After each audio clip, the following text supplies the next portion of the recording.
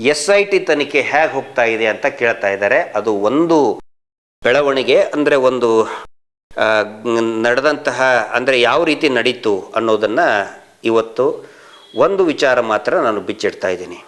ಈಗ SIT ತನಿಖೆಯ ಬಗ್ಗೆ ಯಾವ ರೀತಿ ಉತ್ಖನನ ಕೆಲಸ ಕಾರ್ಯ SITಯಿಂದ ಪ್ರಾರಂಭ ಆಯಿತು, ಪ್ರಾರಂಭಿಕ ಹಂತದಲ್ಲಿ ಚಿನ್ನಯ್ಯನಿಗೆ ಯಾವ ರೀತಿ ದಾರಿ ತಪ್ಪಿಸಿದರು ಅನ್ನೋದಕ್ಕೆ ಒಂದು ಸಣ್ಣ ಉದಾಹರಣೆಯನ್ನು ಕೊಟ್ಟು ನಾನೀಗ ಹೇಳ್ತಾ ಇದ್ದೀನಿ. ಮೊದಲನೇ ದಿನ ಚಿನ್ನಯ್ಯ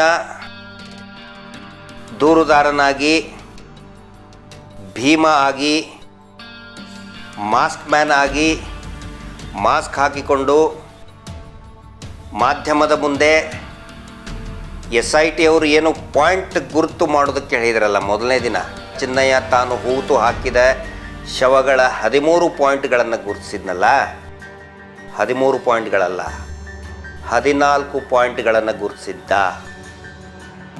14ನೇ ಪಾಯಿಂಟ್ ಯಾವುದು? ಆ 14ನೇ ಪಾಯಿಂಟು ಧರ್ಮಸ್ಥಳದ ಹತ್ತಿರ ಇರತಕ್ಕಂತಹ ಕನ್ಯಾಡಿ ರಾಮ ಮಂದಿರ, ತಾವೆಲ್ಲರೂ ಕೂಡ ನೋಡಿರ್ತೀರಿ. ಆ ರಾಮ ಮಂದಿರದ ಹಿಂದೆ ಇರತಕ್ಕಂತಹ ನೇತ್ರಾವತಿಯ ಹೊಳೆಗೆ ಅಂಟಿಕೊಂಡು ದಡದಲ್ಲಿ ಇರತಕ್ಕಂತಹ ಒಂದು ಆಶ್ರಮದ ಸರಹದ್ದಿನಲ್ಲಿ 14ನೇ ಪಾಯಿಂಟನ್ನು ಗುರುತಿಸಿದ್ದ. ಆದರೆ ಆ ಹೊತ್ತಿಗೆ ಸಾಯಂಕಾಲ 5 ಗಂಟೆ ಆಗಿತ್ತು. ಆ ಪಾಯಿಂಟನ್ನು ಮಾರ್ಕ್ ಮಾಡೋದಕ್ಕೆ ಒಬ್ಬ SITಯ ಸಬಾರ್ಡಿನೇಟ್ ಅಧಿಕಾರಿ, ಪೊಲೀಸ್ ಇನ್ಸ್ಪೆಕ್ಟರ್ ಯಾವತ್ತಿಗೂ ಕೂಡ ಫೋನಲ್ಲಿ ಮಾತಾಡ್ತಾನೆ ಇದ್ದರು. ಆ ಅಧಿಕಾರಿ ಆ ಪಾಯಿಂಟನ್ನು ಗುರುತಿಸೋಕ್ಕೆ ಹೇಳಿದಾಗ, ಬೇಡ ಬರೋ, ಬೇಡ, ಟೈಮ್ ಆಯಿತು, ಕತ್ಲಾಯಿತು, ನಾಳೆ ಮಾಡೋಣ ಬಾ ಅಂಥೇಳಿ ಚಿನ್ನಯ್ಯನನ್ನು ಕರ್ಕೊಂಡು ಬರ್ತಾರೆ. ಹಾಗಿದ್ರೆ ಆ ಜಾಗ ಯಾವುದು? ಪಾಯಿಂಟ್ ನಂಬರ್ 14 ಯಾವುದು ಅಂತ ಹೇಳಿದರೆ, ಆ ಆಶ್ರಮ ಇದೇ ಧರ್ಮಸ್ಥಳದ ಧರ್ಮಾಧಿಕಾರಿಯ ಜಾಗೆ. ಮುಂಚೆ ಒಂದು ಸಮಯದಲ್ಲಿ ಒಬ್ಬ ಸನ್ಯಾಸಿ ಇದ್ದರು. ಆ ಸನ್ಯಾಸಿ ತೀರ್ಕೊಂಡ ನಂತರ ಅವರ ಸಾವಿನ ಬಗ್ಗೆನೂ ಕೂಡ ಅನೇಕ ಸಂಶಯಗಳಿದೆ.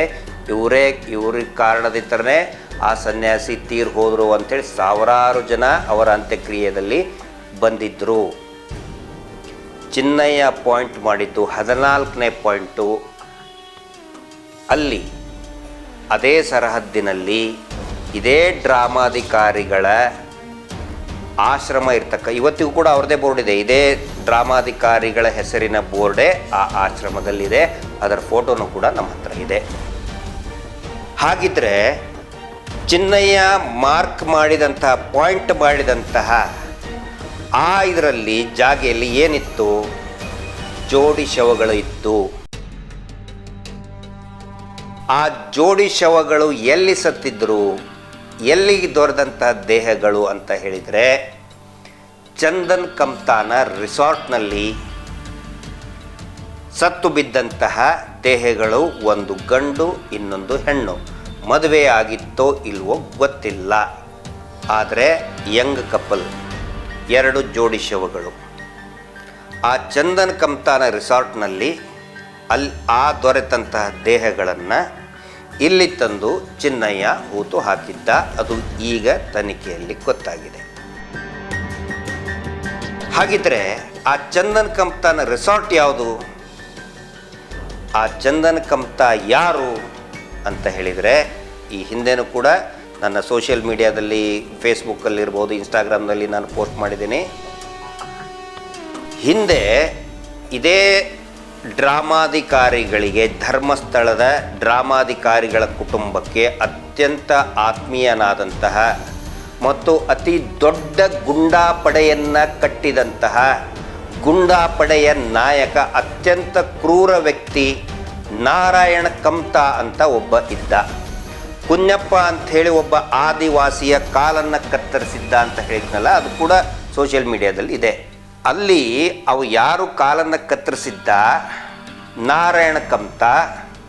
ನಾರಾಯಣ ಕಮ್ತಾ ಬಗ್ಗೆ ಧರ್ಮಸ್ಥಳ ಗ್ರಾಮದಲ್ಲಿ ಒಂದು ಆಡೋ ಮಾತಿತ್ತು, ಗಾದೆ ಏನು ಅಂತ ಹೇಳಿದರೆ, ಆಡು ಮುಟ್ಟದ ಸೊಪ್ಪಿಲ್ಲ, ನಾರಾಯಣ ಕಂತ ಮುಟ್ಟದ ಹೆಣ್ಣು ಇಲ್ಲ ಅಂಥೇಳಿ. ಆ ನಾರಾಯಣ ಕಂತಾನ ಮಗನೇ ಈ ಚಂದನ್ ಕಂತ. ಅವನ ರಿಸಾರ್ಟು ಸೌಜನ್ಯ ಪ್ರಕರಣದಲ್ಲಿಯೂ ಕೂಡ ಸೌಜನ್ಯಳನ್ನು ಅಪಹರಣ ಮಾಡಿದ ತಕ್ಷಣವೇ ಈ ಅತ್ಯಾಚಾರಿಗಳು 4-5 ಜನ ಅತ್ಯಾಚಾರಿಗಳು ಮೊದಲು ಅವಳನ್ನು ಎತ್ತಿಕೊಂಡು ಹೋಗಿದ್ದೆ ಇದೇ ಚಂದನ್ ಕಂತಾನ ರಿಸಾರ್ಟ್ಗೆ. ಈಗ ಅದರ ಹೆಸರು ಆನಂದ್ ರಿಸಾರ್ಟ್ ಅಂತ ಆಗಿದೆ. ಧರ್ಮಸ್ಥಳದಿಂದ BC ರೋಡಿಗೆ ಹೋಗಬೇಕಾದ್ರೆ ನಿಡ್ಲೆ ಹತ್ತಿರ ಎಡಭಾಗದಲ್ಲಿ ಇದೆಯಲ್ಲ. ಸೌಜನ್ಯ ಪ್ರಕರಣ ಆದ ಮೇಲೆ ಈ ಚಂದನ್ ಕಂತ ಇನ್ನೊಬ್ಬರಿಗೆ ವಹಿಸ್ಕೊಡ್ತಾನೆ. ಈ ಜೋಡಿ ಶವಗಳು ಕೂಡ ಇದೇ ಚಂದನ್ ಕಂತಾನ ರಿಸಾರ್ಟ್ನಲ್ಲಿಂದ ತೆಗೆದುಕೊಂಡು ಬಂದು ಹೂತು ಹಾಕಿದ್ದು. ಇದು ಎಲ್ಲರಿಗೂ ಕೂಡ ಗೊತ್ತಿರಲಿ.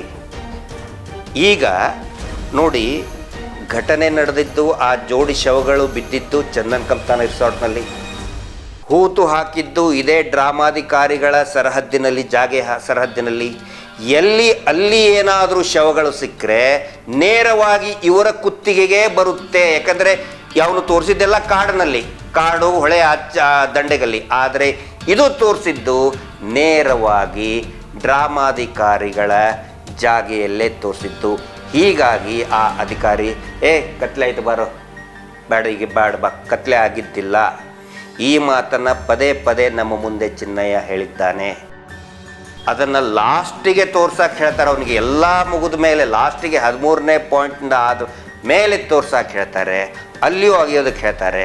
ಅಷ್ಟೊತ್ತಿಗೆ ಪೂರ್ತಿಯಾಗಿ ಆ ಜಾಗವನ್ನು ನಿರ್ನಾಮ ಮಾಡಿರ್ತಾರೆ.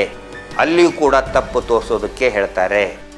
ಇದು ಬರೀ ಯಾವ ರೀತಿ ಚಿನ್ನಯ್ಯನ ದಾರಿ ತಪ್ಪಿಸಿದ್ರು, SITಯ ದಾರಿಯನ್ನು ತಪ್ಪಿಸಲಾಯಿತು ಅನ್ನೋದಕ್ಕೆ ಒಂದು ಸಣ್ಣ ಉದಾಹರಣೆ. ನಾವು ಯಾವ ಕಾರಣಕ್ಕೂ ಕೂಡ SITಯನ್ನು ನಿಲ್ಲಿಸೋದಕ್ಕೆ ಬಿಡೋದಿಲ್ಲ. SIT ಮುಖಾಂತರ ನಿಜವಾದ ಆರೋಪಿಗಳ, ಅಪರಾಧಿಗಳ ಬಣ್ಣ ಬಯಲು ಆಗಲೇಬೇಕು. ಅಲ್ಲಿವರೆಗೆ ನಿರಂತರವಾಗಿ ಹೋರಾಟ ಮಾಡ್ತೀವಿ. ಎಷ್ಟೇ ಅಪಪ್ರಚಾರ ಮಾಡಿದರೂ ಕೂಡ ನಾವು ಸುಮ್ಮನೆ ಇರೋದಿಲ್ಲ.